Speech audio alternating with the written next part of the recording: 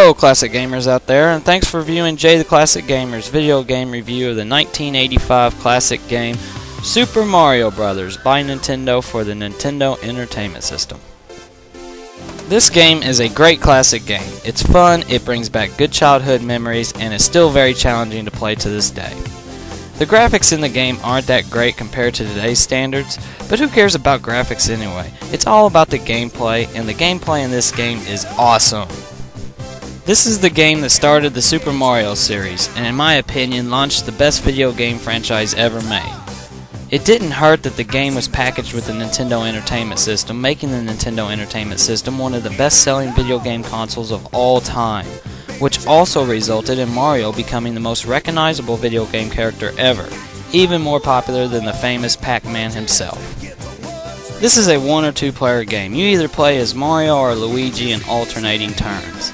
The only downside to alternating turns is that if you were playing a friend who is really good at this game, you might be waiting a while for your turn. Hell, your friend might be able to save the princess before you even get a crack at it. The story to the game is very simple. Bowser, King of the Koopas, kidnaps Princess Toadstool. Therefore, Mario and Luigi must venture through the Mushroom Kingdom in order to rescue the princess. There are 8 worlds in total, with 4 levels in each world, with numerous bad guys and lots of obstacles in each level to overcome. There are only a few power-ups to help you along with in the game. The Magic Mushroom, which turns Little Mario into Super Mario, hence the name. The Fire Flower, which turns Super Mario into Fiery Mario. And the Starman, which turns Mario into Invincible Mario for a short period of time. There are also numerous hidden 1-up blocks throughout the game. And don't forget about the coins. Collect 100 coins and you are granted a 1-up from the video gaming gods. The object to each level is to get to the flagpole to finish that level. Or in the 4th level in each world you must defeat the mighty Bowser by shooting him with fireballs, jumping over him, or running underneath him and hitting the axe to clear that world. The controls in the game are very simple and easy to master with a little practice. The A button is the jump button, or it makes you swim when you're in a water level. The B button makes you run fast so you can jump higher or shoot fireballs when you're a fiery Mario. I can't say enough about how great the music is in this game. It's very classic, catchy, and timeless. Nintendo still uses variations of this music in newer Mario games to this day. I can remember numerous nights as a kid going to bed with this music still playing in my head. If that's not catchy, then I don't know what is. Alright, Classic Gamers, it's time to battle Bowser for the final time and save the princess. This should be a long and hard-fought battle. What the hell? Is that all you got, Bowser, you wuss?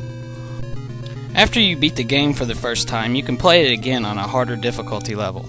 They replace most of the Goombas and Koopa Troopas with buzzy beetles, making the game much harder.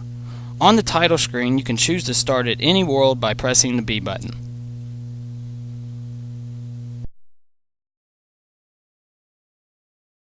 Most of you out there know where the warps are, but if you don't, here they are. In level 1-2, go above the final pipe. You will find the warps to worlds 2, 3, and 4.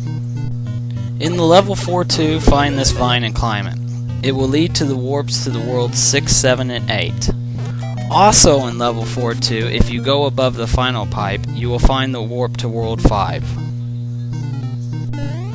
There's also a secret quick warp in level 1-2 to world 5. The trick is to stand at the end of the pipe and jump backwards into the last brick. Once you slide through the wall, and if you reveal all 3 pipes, they will warp you to world 5. If you do this trick and only reveal the first pipe and go down it, it takes you to the super secret world -1, which is a water level that never ends. I think they should rename it World Infinity. The developers also added a continue feature. On the title screen, hold down your A button, then press start. You will start at the beginning of the world you left off at. And last but not least is what I call the 1-up trick. Go to level 3-1 and at the very end trap the second turtle against the step and just jump. But don't get too greedy. There's a limit on how many lives you can get, and once you pass that limit you will only have 1 life and it's game over. So this concludes my video game review of Super Mario Bros. I have to give this game a 10 out of 10. It's a classic video game masterpiece. It has great music, solid gameplay, and is a must-have for any true classic gamer.